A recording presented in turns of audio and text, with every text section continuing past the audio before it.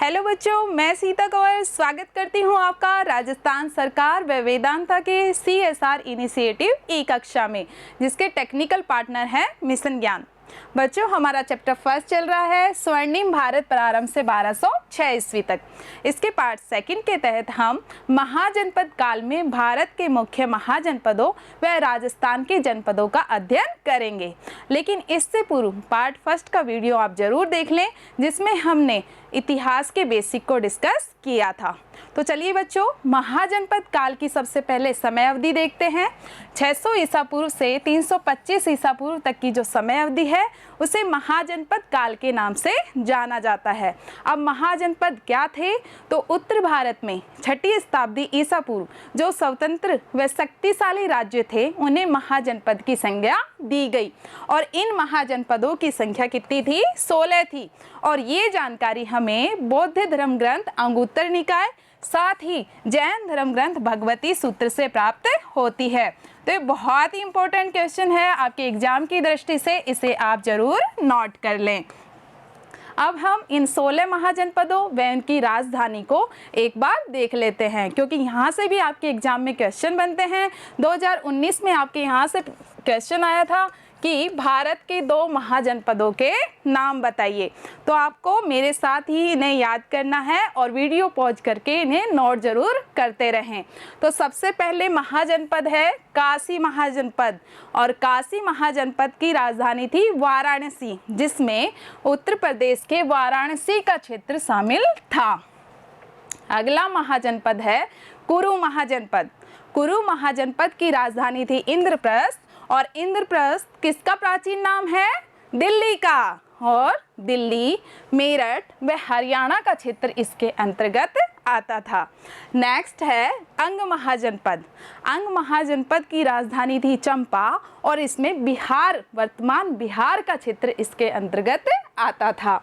इसी तरह से मगध महाजनपद, ये सबसे शक्तिशाली महाजनपद था, क्योंकि आगे चलकर सभी महाजनपद इसमें विलीन हो जाते हैं और भारत के प्रथम अखिल भारतीय साम्राज्य की स्थापना इसी महाजनपद के अंतर्गत होती है। तो मगध महाजनपद की राजधानी थी राजगृह, आगे होती है गिरिवर्ज, और आगे चलकर एज ए साम्राज्य जब ये आता है तो इसकी राजधानी होती है पाटलिपुत्र, वर्तमान पटना, और इसमें भी बिहार के क्षेत्र ही शामिल थे। आगे है वज्जी महाजनपद। वज्जी महाजनपद की राजधानी थी मिथिला, और इसमें भी बिहार के क्षेत्र ही शामिल थे। तो हमने देखा कि 3 महाजनपद बिहार के क्षेत्र में स्थित थे। कौन कौन से? अंग महाजनपद, मगध महाजनपद और वज्जी महाजनपद। ये तीनों ही महाजनपद बिहार के क्षेत्र के अंतर्गत स्थित थे। नेक्स्ट है मल महाजनपद। मल महाजनपद की राजधानी थी कुशीनारा, और इसमें उत्तर प्रदेश के क्षेत्र शामिल थे। इसी तरह से चेदी महाजनपद की राजधानी थी शक्तिमती, और इसमें भी उत्तर प्रदेश का क्षेत्र ही शामिल था। अगला महाजनपद वत्स महाजनपद, और इसकी राजधानी थी कौशाम्बी।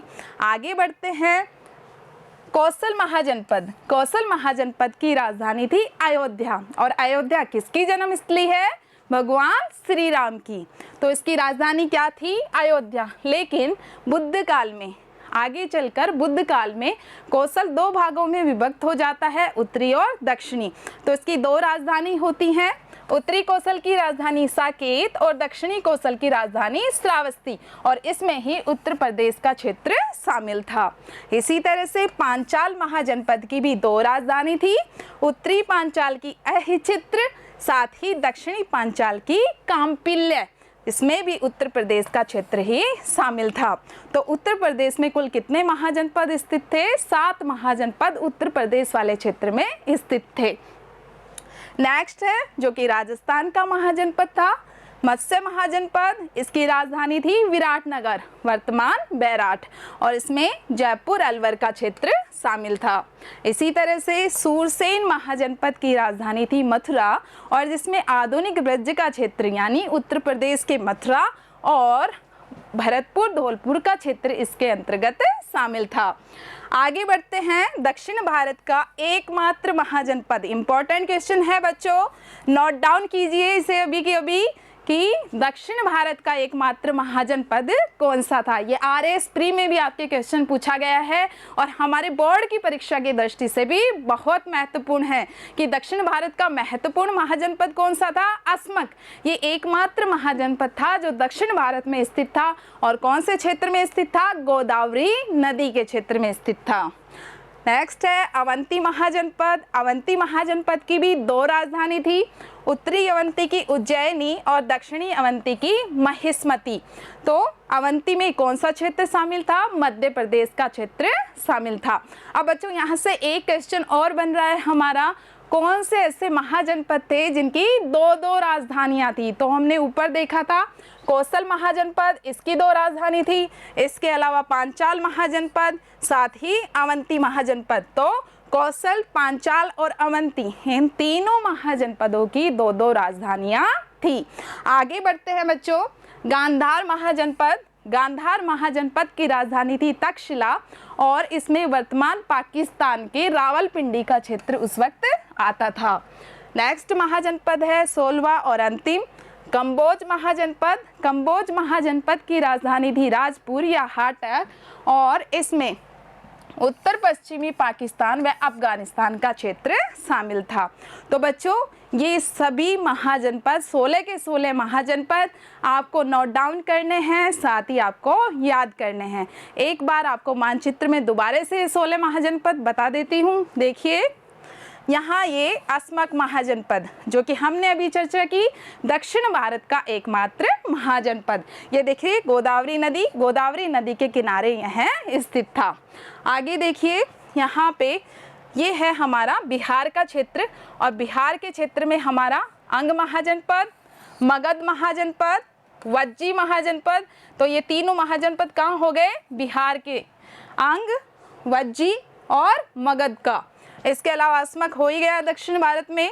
उत्तर प्रदेश में अगर हम देखते हैं तो ये हमारा पांचाल, कौशल, मल, सूरसेन, वत्स, ये हमारे कहाँ पर हो गए, उत्तर प्रदेश के क्षेत्र में। इसी तरह से मत्स्य हमारा राजस्थान में हो गया, अवंती है हमारा मध्य प्रदेश के क्षेत्र में, ये यहाँ पे हमारा कुरु महाजनपद है दिल्ली के और हरियाणा के क्षेत्र में।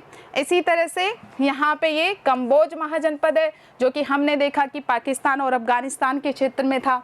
और इसी तरह से यहाँ पे ये गांधार महाजनपद। ठीक है बच्चों, अभी आपने मानचित्र पे देखा, इनकी प्रैक्टिस करनी है, इजीली आपको ये लर्न हो जाएंगे। अब बात करते हैं महाजनपदीय शासन व्यवस्था की कि इन 16 महाजनपदों में किस तरह की शासन व्यवस्था थी। तो बच्चों इनमें दो प्रकार की शासन प्रणाली थी, राजतंत्र और गणतंत्र। राजतंत्र जैसा कि आपको पता है राजा का शासन, और गणतंत्र जिसमें शासन की शक्ति गणों या समूह के हाथ में होती थी। हालांकि वहाँ भी जो ये राज्य प्रतिनिधि हैं इनके हाथ में थोड़ी थोड़ी पावर रहती ही थी। तो चलिए देखते हैं राजतंत्र किन किन में था और गणतंत्र किन में था। तो कुछ राजतंत्रात्मक शक्तिशाली महाजनपद थे, कौशल का महाजनपद, वत्स, अवंती और मगध का। तो ये एग्जाम की दृष्टि से भी महत्वपूर्ण है, क्वेश्चन पूछ लिया जाएगा अति लघुतरात्मक में कि किन्हीं दो राजतंत्रात्मक महाजनपदों के नाम बताइए या ऐसे क्षेत्र के नाम बताइए, महाजनपद के ऐसे क्षेत्र जिनमें गणतंत्रात्मक शासन व्यवस्था थी। तो इस तरह से ये हमारे 1 नंबर से क्वेश्चन पूछ लिया जाएगा। तो हमें गणतंत्र बताना है, गणतंत्र पावा के मल, कुशीनारा के मल और कपिलवस्तु के शाक्य। अब आगे बढ़ते हैं, आगे आता है संथागार क्या था। यह भी बहुत इंपॉर्टेंट क्वेश्चन है बच्चों, एग्जाम के दृष्टिकोण से 1 नंबर का क्वेश्चन है। तो संथागार क्या था, यह महाजनपद काल की सबसे बड़ी संस्था थी जो देश की नीति, जो आधारभूत नियम थे उनके निर्धारण का कार्य करती थी। जिस प्रकार से हमारे देश में अभी वर्तमान में संसद है जो कि कानून निर्माण का कार्य करती है, ठीक उसी तरह से महाजनपद काल में क्या होता था, संथागार होता था। और संथागार के सदस्यों को निर्धारित विषयों पर अपना विचार व्यक्त करने का अधिकार होता था और उसे क्या कहा जाता था, अनुयय विरोध। क्या कहा जाता था बच्चों, अनुयय विरोध। जिस तरह से वर्तमान में केंद्र स्तर पर अलग अलग जो संसद है हमारे और इसके साथ ही केंद्रीय मंत्रिमंडल होता है, ठीक उसी तरह से महाजनपद काल में केंद्रीय स्तर पर संथागार, केंद्रीय संथागार और प्रांतीय स्तर पर प्रांतीय संथागार होता था।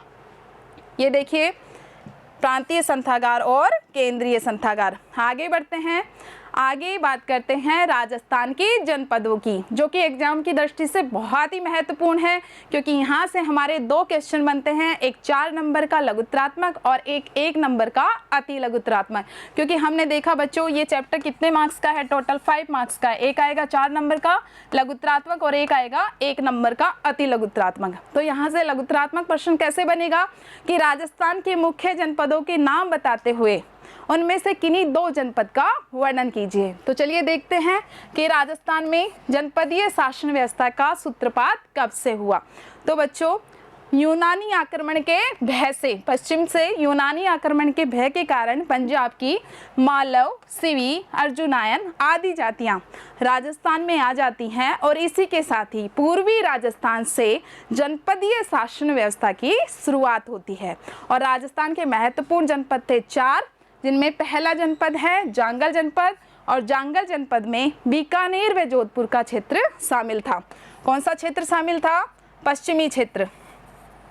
यहाँ देखिए, यहाँ ये बीकानेर और ये जोधपुर, ये जो क्षेत्र था यहाँ पे कौन सा जनपद था? जांगल जनपद। और पूर्वी क्षेत्र में कौन से जनपद थे? मत्स्य जनपद भी था और इसके अलावा सूरसेन जनपद भी था। ठीक है बच्चों, तो जांगल जनपद की जब हम बात करते हैं तो इसकी राजधानी थी अहिचित्रपुर, और जिसे वर्तमान में हम नागौर के नाम से जानते हैं। इसी के साथ ही बीकानेर के बादशाह को जांगल दर बादशाह के नाम से जाना जाता था। आगे बढ़ते हैं, आगे देखते हैं मत्स्य महाजनपद। इसमें जयपुर, अलवर और भरतपुर का क्षेत्र शामिल था और इसकी राजधानी थी विराटनगर। क्या थी इसकी राजधानी? विराटनगर, जो कि वर्तमान का क्या है? बैराट, जहाँ पे बौद्धकालीन अवशेष भी हमें मिले हैं।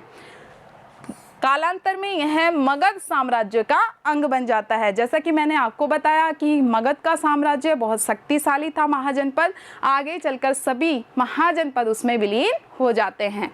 नेक्स्ट देखते हैं हम सूरसेन जनपद, जिसमें आधुनिक ब्रज का क्षेत्र, जिसमें उत्तर प्रदेश का कुछ भाग, साथ ही भरतपुर, धौलपुर, करौली का क्षेत्र शामिल था और इसकी राजधानी थी मथुरा। और भगवान श्री कृष्ण का संबंध भी इसी जनपद से था। कौन से जनपद से? सूरसेन जनपद से। आगे बढ़ते हैं, सबसे लास्ट राजस्थान का जनपद सिवी जनपद। इसकी राजधानी थी शिवपुर और शिवपुर वर्तमान पाकिस्तान के सोरकोट नामक स्थान से इसकी पहचान है। कालांतर में जो ये सिवी जनजाति है ये दक्षिणी राजस्थान में आकर निवास करने लग जाती है और इसी के साथ इसकी नई राजधानी हो जाती है नगरी, जो कि चित्तौड़गढ़ में स्थित है। तो कई बार ये क्वेश्चन पूछा जाता है, इंपॉर्टेंट क्वेश्चन है कि सिवी जनपद की राजधानी क्या थी। तो कंफ्यूज नहीं होना है, अधिकतर हमको किस पे टिक करना है? हमें नगरी पे टिक करना है। तो चलिए बच्चों, आज हमने बहुत ही महत्वपूर्ण जानकारी प्राप्त की। प्रतियोगी परीक्षाओं में भी यहाँ से कई क्वेश्चन आते हैं और हमारे बोर्ड के एग्जाम की दृष्टि से भी बहुत महत्वपूर्ण टॉपिक था ये जो हमने डिस्कस किया। नेक्स्ट क्लास में हम डिस्कस करेंगे मौर्य साम्राज्य को। धन्यवाद।